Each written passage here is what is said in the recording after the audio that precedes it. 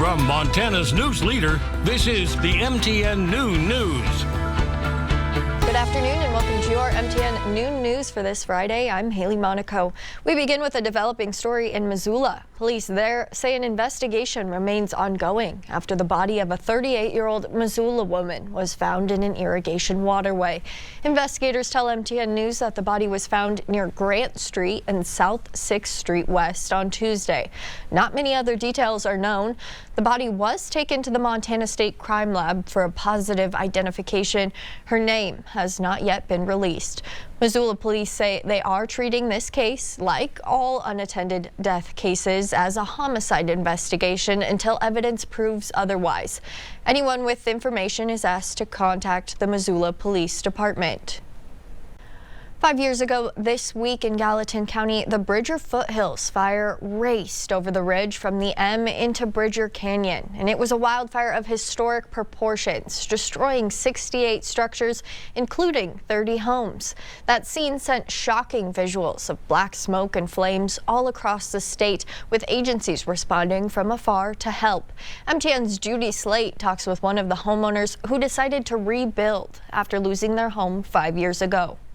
The country was beautiful, and my husband had taken up fly fishing. Sharon Davis and her husband Howard moved to the Bridger Foothills more than 30 years ago. This was my husband's favorite place. 5 years ago, Sharon and her family were grieving Howard's sudden death when the Bridger Foothills fire began to rage. We kept looking off that way because we knew it had started up that way. Because of the way her house was situated, they couldn't see the flames. But a neighbor called me who lives across the road, and she said, "You can't see it, but the fire's getting really close to your road." Sharon and her family decided it was time to go. We just started throwing stuff in the car.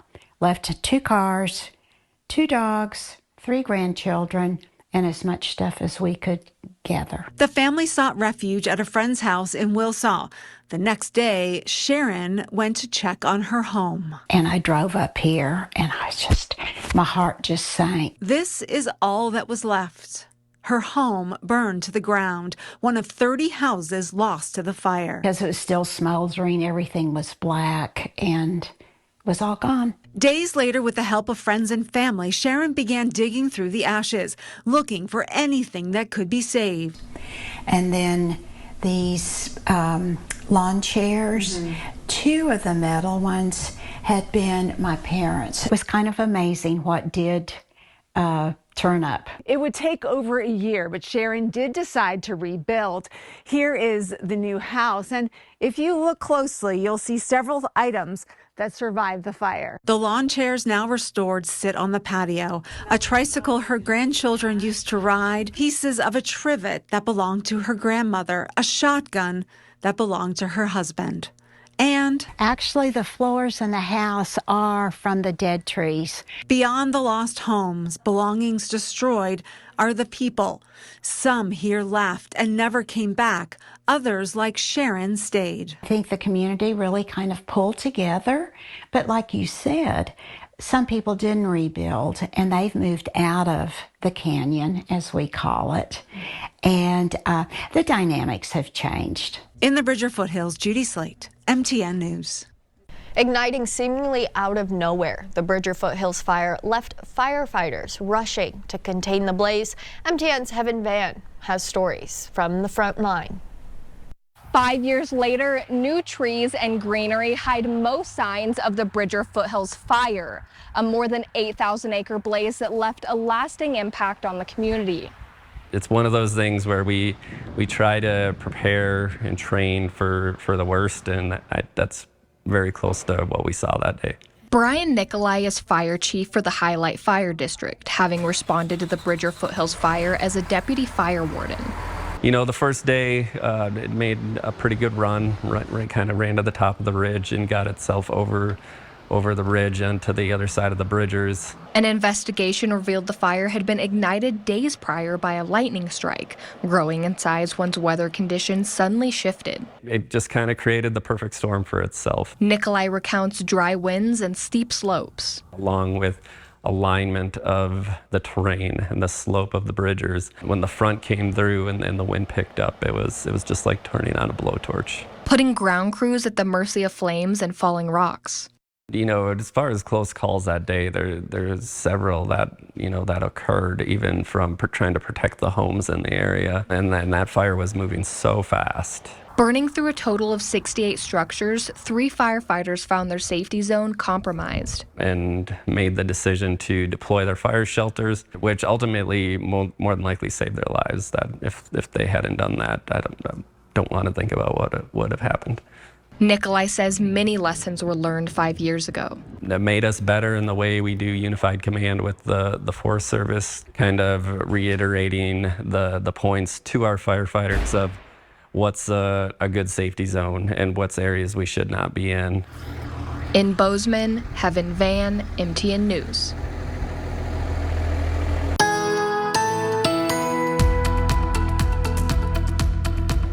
Well, most of the region still dealing with some hazy skies, but we really still have some thick wildfire smoke. Western parts of Montana, western parts of Wyoming. There's a great shot there from Missoula.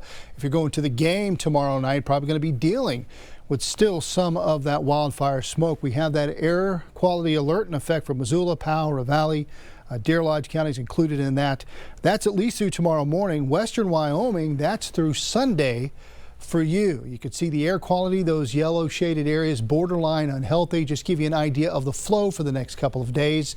Just be mindful of the air quality, not going to be good for a good portion of the area. Details coming up. Now time for today's leading look as we follow some of the other stories making headlines. A Montana District Court judge has granted a temporary restraining order blocking Governor Greg Gianforte from taking any action to suspend Montana Public Service Commissioner President Brad Molnar. The order from Judge Mike Menahan comes one day after the PSC voted 3-2 not to rescind a letter sent by the PSC response team to Gianforte requesting that the governor place Molnar on temporary leave. That response team is currently completing its investigation into allegations against Molnar of inappropriate workplace conduct, including accusations of harassment and retaliation. Now, he has disputed these claims. A hearing for a preliminary injunction is set for September 16th, 2025. In Kalispell, a third hearing was held for a 20-year-old man accused of driving drunk and crashing, killing a teen. Andrew Sullivan pleaded not guilty to negligent homicide. He is accused of drunk driving with 2 17-year-old passengers on August 23rd. The vehicle later crashed and one of the teens died at the scene. Officials say alcohol and marijuana were found in the truck. Sullivan's next court date is set for March. For most of us, getting food seems easy with a 5-minute drive to the grocery store. But it's not true everywhere. Several Montana counties have food insecurity rates of up to 26%. And that's true on the Crow Reservation, where thousands find it a true challenge. That's why a new survey looking into food availability on the reservation is now underway as leaders strive for a healthier future. MTN's Mac Carmack reports.